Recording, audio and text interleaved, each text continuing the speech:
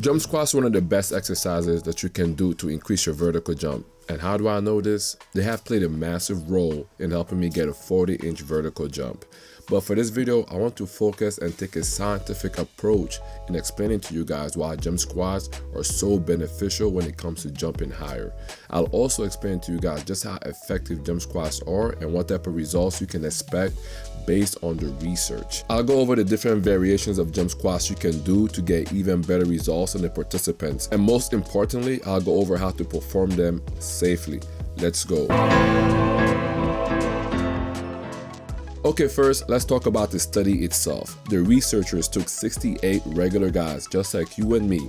The 68 guys were split into two groups, the experimental group and the control group. The experimental group were the ones performing the jump squats for 8 weeks, while the control group was just chilling and relaxing, enjoying some TV. And to be perfectly honest, guys, I was pretty blown away by the results. The study has 4 key findings that I really want to focus on and dig into even deeper. And guys, before I even get into the findings, I just want you guys to remember this. These guys only performed jump squats, nothing else. No weight training, no strength training, no stretching, nothing else, just jump squats. So just imagine the type of results you will see when you include all those different type of training alongside jump squats. So now let's move on to the first key finding, which is strength. The study found that the group performing jump squats increased their strength by 14% halfway through the 8 weeks, but only an extra 4% for the remaining 4 weeks. Now you may wonder why 14% for the first 4 weeks, but only 4% for the remaining 4 weeks.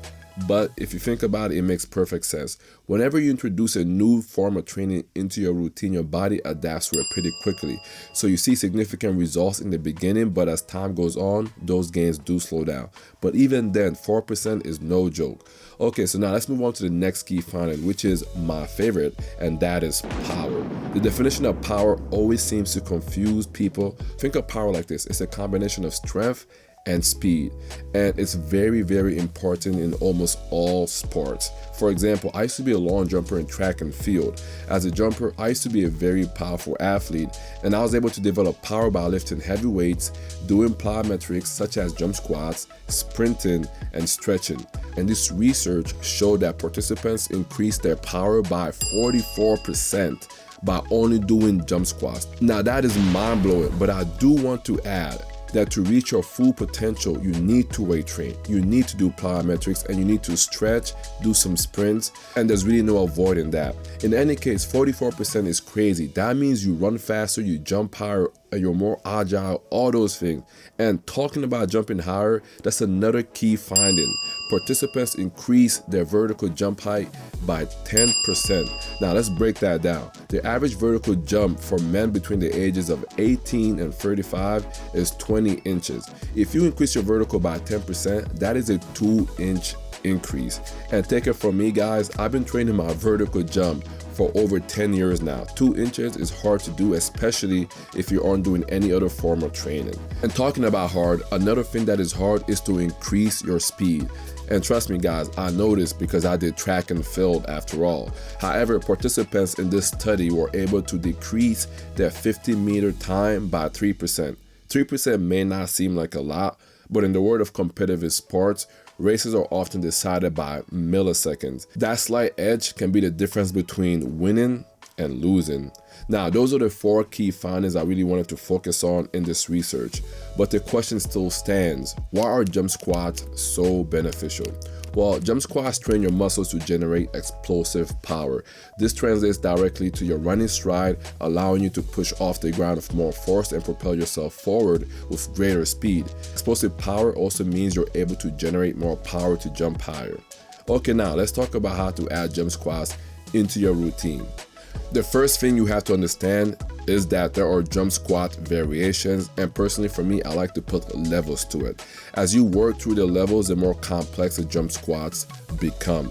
So now let's start with level 1. Level 1 is the most basic form of jump squats, the same variation they performed in this study for 8 weeks. For level 1, I want you guys to perform the basic jump squats 2 times a week for the following 3 weeks.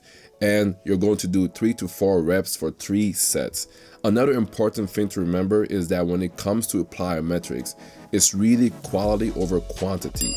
And to get the most out of plyometrics, you have to make sure you're fully rested between each set. This is because you need to perform each rep with maximum effort, or you won't be able to increase your vertical jump or your speed. Okay, now for level 2. Now level 2 is when things start getting a little bit more complex. This is when you start adding the 2-step squat jump. These are not easy and they do take a lot of time to perfect. They require a lot of technique work, so you can first start by learning the technique, and there are a ton of videos on YouTube on how you can learn the technique. But let's say you got the technique down. How will you add them into your training routine? For level 2, you'll begin by doing both regular squat jumps and the 2-step approach squat jumps. For example, you can perform regular squat jumps on Monday and the 2-step squat jump on Friday. You have to make sure to leave enough days in between for adequate recovery.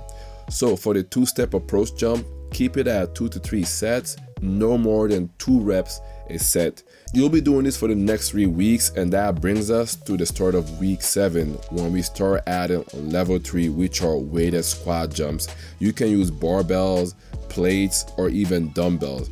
I prefer using barbell because it feels a lot more natural and it's easier to add weights as you get stronger with the movement. So you perform 2 to 3 sets and no more than 3 reps. It's very hard on the body. At the start of level 3, you can remove regular squat jumps. You do not need them anymore at this point. So from level 3, you'll be doing the 2-step approach squat jumps and the weighted squat jumps. So before I end this video, I really want to put everything together, which means weight training, stretching, all those good things, right? Yes, squat jumps, they're amazing and they will give you good results if you've never done them before. And yes, even a moderately trained athlete, you can still see good results. But doing squat jumps alone without regular strength training, without regular stretching, or any other form of plyometrics or progressive overload, you'll plateau very, very quickly. I love squat jumps and they have been a staple in my training routine for over a decade now, but they are very limited. And if you're looking for someone who can help you jump higher, get stronger, or run faster, then make sure to DM me on Instagram and I'll make sure to respond to you guys. I'll also leave the link to my Instagram in the description below, and I also actually give out some free training plans on my website. Link in the description for that as well. So please make sure to like and subscribe. Peace, y'all.